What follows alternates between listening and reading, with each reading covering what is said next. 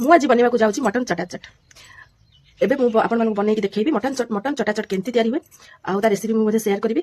ଆଉ ଆଉ ଏଇ ରେସିପିର ନା ମଟନ ଚଟାଚଟ କ'ଣ ପାଇଁ ହେଲା ମୁଁ ଏଇଟା ଆପଣଙ୍କୁ ଭିଡ଼ିଓ ଲାଷ୍ଟରେ ହିଁ ଜଣେଇବି।